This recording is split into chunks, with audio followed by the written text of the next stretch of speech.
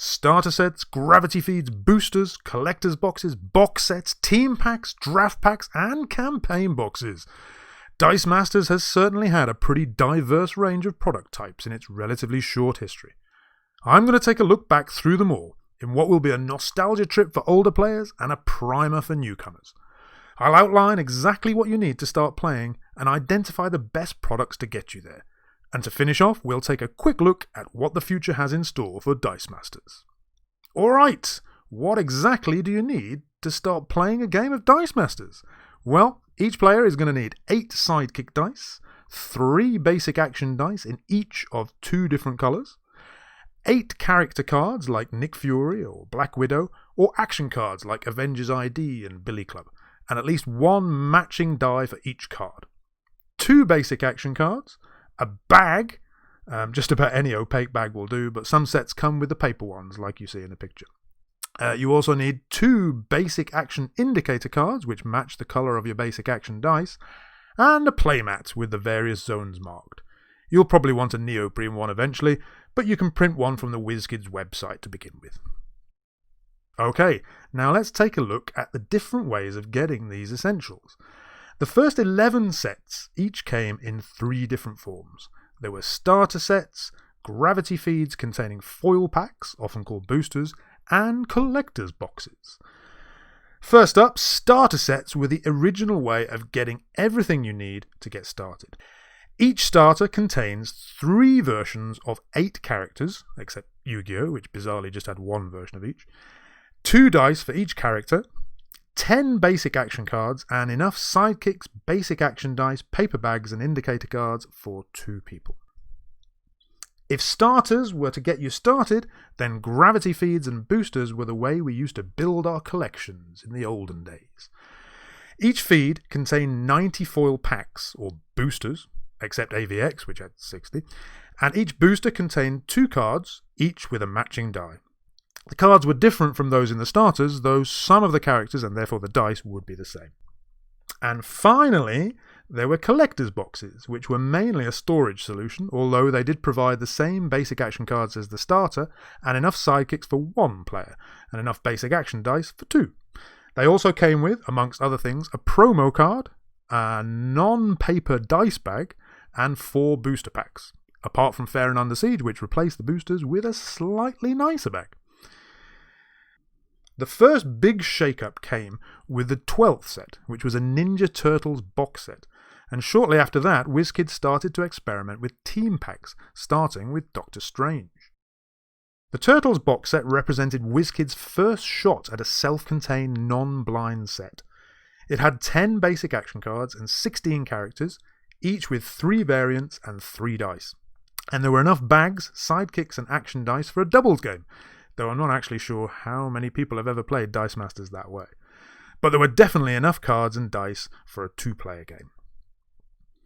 Where the Turtles box was a cross between a bumper-sized starter and a collector's box, team packs were like stripped-down starters, just the 8 characters, or actions, each with 3 variants and 2 dice. None of the other stuff was included. The rules and playmats can always be downloaded from the WizKids website, of course, but for sidekicks and basic action cards and dice, you still needed a starter or a box set. So, sets 12 to 23 were a mixture of Turtles box sets, gravity feeds with no associated starters or collector's boxes, team packs, and standalone starters with no associated gravity feeds. And then came the Draft Pack. Drafting has always been a popular part of Dice Masters for many people, and the Draft Pack was an attempt to streamline the experience. There were 8 Draft Packs in a countertop display, and each Draft Pack contained 12 character or action cards, each with 2 matching dice, and 2 basic action cards. Everyone gets a pack, you open your pack, take the 2 basic action cards and the card you most want to draft along with its 2 dice, and pass the rest of the pack on. Easy peasy. You'll still need sidekicks and basic action dice from a starter or box set though. Then things got a bit weird for a while. The following set, the Mighty Thor, was available in both draft packs and as a gravity feed, And then the Harley Quinn team pack broke ranks and came with 3 basic action cards in place of 3 of the character cards. After these shenanigans, we entered a new age. Remember the Turtles box set? Well, take out half the sidekicks, a couple of bags, and the playmats, and you get the campaign box. WizKid's second iteration of a kind of LCG product. No collecting, nothing blind, everything 2 players need in one box. And while the campaign box is a reasonably self-contained Dice Masters experience, for each one, you could opt to expand this experience by buying one or both of the associated team packs. The team packs, as before, just contained 8 more characters and non-basic actions, each with 3 variants and 2 dice. The campaign boxes, meanwhile, have gone through a bit of an evolution. The first 2 had the card and dice distribution that we've already seen in the Turtles box sets. The next 2 upped the character and card count significantly, but kept the total dice count the same, meaning that some characters and actions had fewer than 3 dice. The most recent 2 sets more or less return to the previous pattern, with 16 or 17 characters and actions, each with 3 variants and dice, apart from a couple of exceptions in Waterdeep. All 6 sets had 10 basic action cards and enough sidekicks and basic action dice for 2 people. It's well worth noting that the sidekicks in Justice and Waterdeep were a cool black instead of white, as were the basic action dice in Justice. And that brings us bang up to date. We can summarise the product types by dividing them into blind products, where you don't know in advance exactly what you'll get, and non-blind, where you do. The blind product follows a collectible card game or CCG model, and featured various rarities indicated by the stripes at the bottom of their text boxes. The non-blind stuff was more of a living card game or LCG model, and as you can see, had no rarity stripes.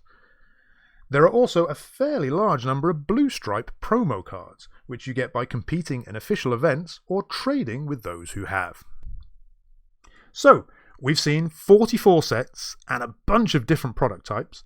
Let's return for a second to the question of what you need to get started. Basically, sidekicks, basic action dice and cards, and 8 character and non-basic action cards with matching dice. All the rest is optional, or you can easily supply your own. So what is the best way to get the essentials? Well, the only way you can get the sidekicks and basic action cards and dice you'll need for 2 people is by buying a starter set, or a box set, or one of the new campaign boxes. But which one of those would be best? Well, if you just want to play at home, then just pick the set which is most interesting for you and which you can get for a good price. Bear in mind that the team building possibilities with just a starter set are a bit limited, so you might want to pick up a few boosters or a cheap team pack at the same time if you go that route. The box sets and campaign boxes, though, definitely contain enough stuff to allow 2 people to get a really good taste of the game before you decide whether you want to buy more. But if you have even the remotest intention of playing competitively, there is one more thing we need to consider, and that is rotation, which is the yearly process by which WizKids define which sets are legal for its main competitive format, Modern. Just to reiterate, if you don't care about competitive play, this little bit is of 0 consequence to you. This year's rotation happened in May and rotated out all the sets before the campaign boxes and the newer team packs. So, personally, if I was starting out now, I would go with one of the 6 campaign boxes and then maybe get one or both of the accompanying team packs, or maybe the Harley Quinn one. Okay, our time is nearly up. Just a quick look at the future and then we'll round up with some fantastic resources. We are currently waiting for Avengers Infinity Gauntlet to drop, and this set marks a return to draft packs. These are similar to the original draft packs but contain 3 basic action cards instead of 2, and have some very rare full art textless foils for you to chase. Infinity Gauntlet is expected in July 2020, after some COVID-related delays, followed by the Dark Phoenix Saga, and then Kryptonite Crisis for all you DC fans. We're not 100% sure of the dates, but they should all be in the new draft pack style. And then, at some point in the future, we should get the superior Spider-Man campaign box and Spider-Verse team pack. I cannot wait. Okay, just before I go, a few things that can really help you to make sense of the sometimes bewildering array of Dice Masters stuff. The Team Builder is a fully searchable database of all the Dice Masters cards released to date. It's brilliant and you should check it out. If you have an Android phone, there is also the magnificent Transition Zone app. And on iPhone, you have the Sidekick app. And finally, we have our website, dmunited.eu. We don't have a card database, but we do have the best how-to-play articles in the business and much more besides.